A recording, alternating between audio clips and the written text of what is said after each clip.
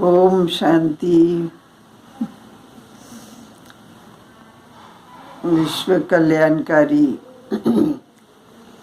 परमपिता परमात्मा शिव, जो हम सभी आत्माओं के परलौकिक पिता हैं,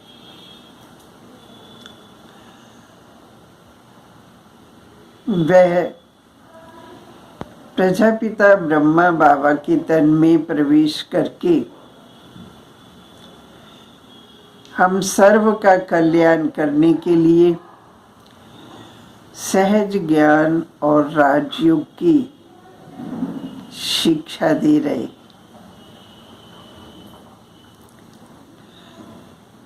प्रजापिता ब्रह्मा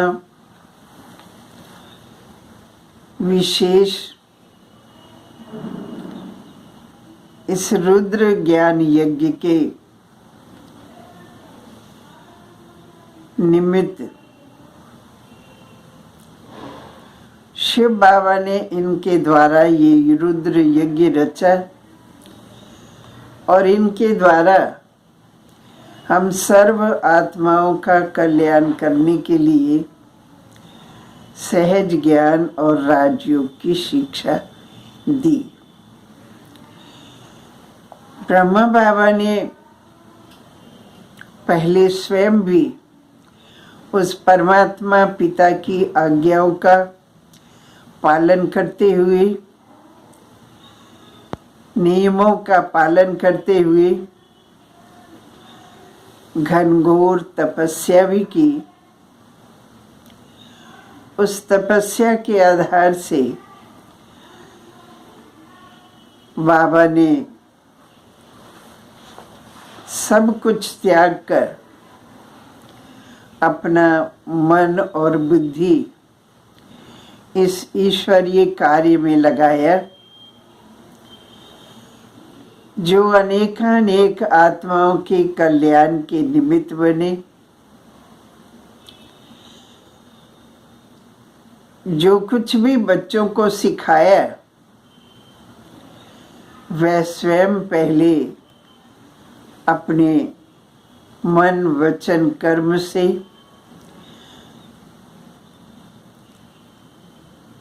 करके दिखाया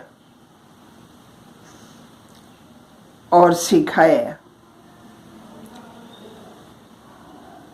ब्रह्मा बाबा साकार दुनिया में रहते हुए, साकार शरीर में रहते हुए यज्ञ के अनेक वत्सों की संभाल करते हुए ऐसा पुरुषार्थ तीव्र गति का किए, जो वह सर्व जिम्मेवारियां निभाते हुए भी संपूर्णता को प्राप्त किए। वह संपूर्णता को प्राप्त करने का ही दिन ये 18 जनवरी है। 18 जनवरी के दिन बाबा ने अपना ये पुराना चोला छोड़कर अव्यक्त स्वरूप धारण किया, अव्यक्त वतनवासी बने।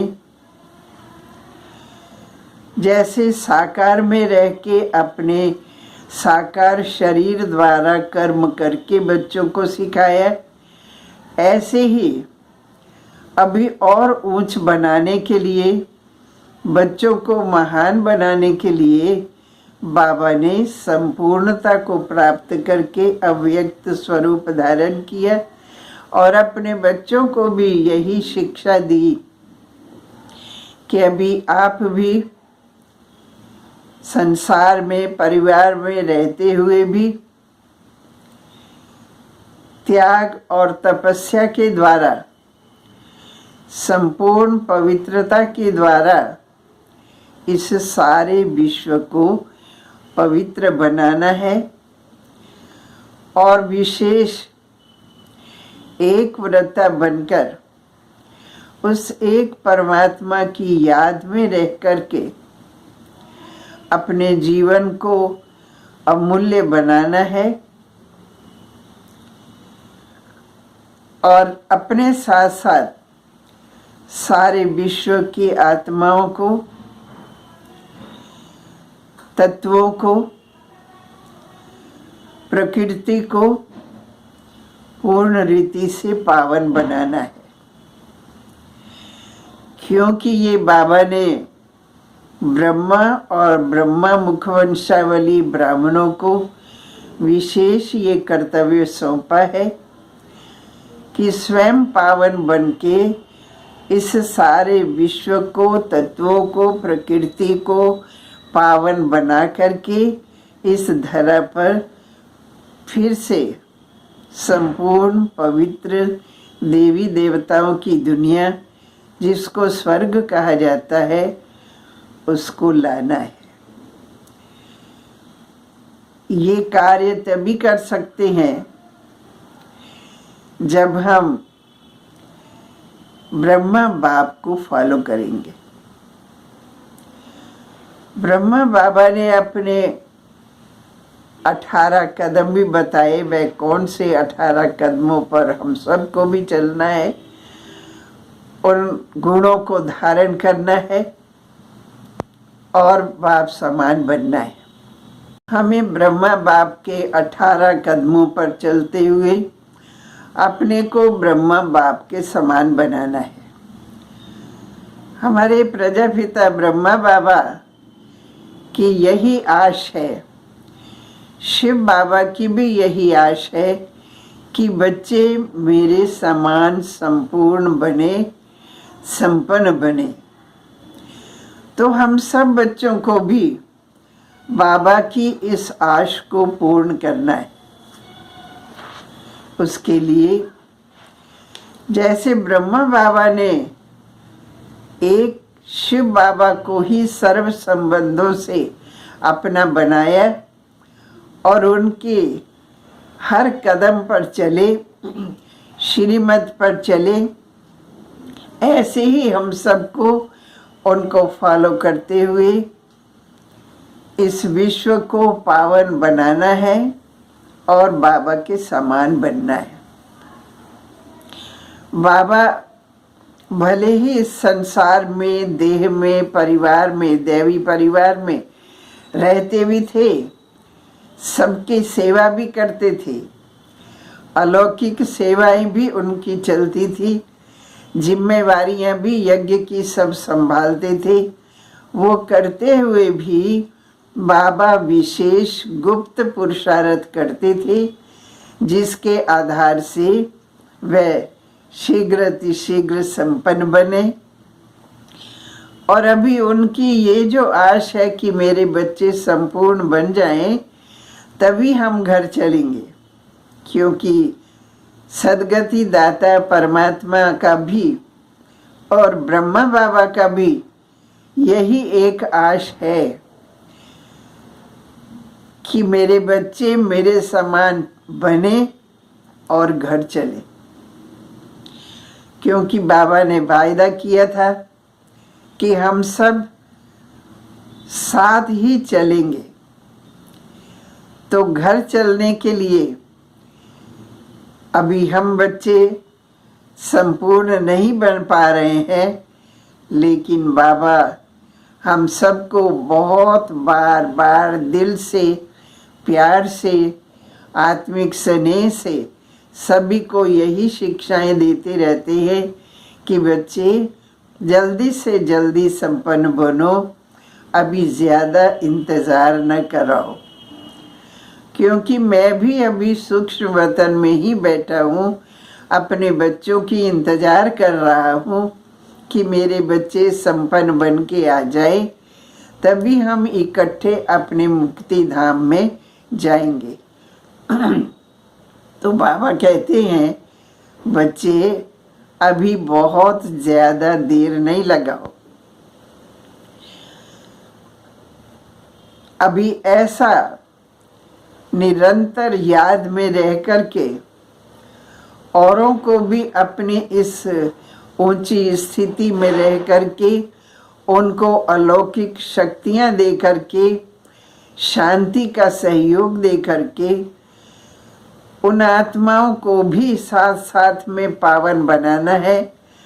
अपने ब्राह्मण आत्माओं में भी जो हमारे साथी हैं, सहयोगी हैं, उन आत्माओं को भी योग का सहयोग दे करके, ज्ञान का सहयोग दे करके और अपने किए हुए ईश्वरीय अनुभवों का भी उनको हम सहयोग दे सकते। तो ये सब सहयोग दे करके अपने अपने साथ साथ अपने संगी साथियों को भी जल्दी से जल्दी तैयार करें, ताकि हम अपनी दुनिया में, अपने स्वराज्य में चले। उसके लिए बाबा ने हम सबको शिक्षाएं समय समय पर रोज़ रोज़ हम सबको दी है कि कैसे हमें सर्व गुण संपन्न बनना है, सर्व शक्ति संपन्न बनना है।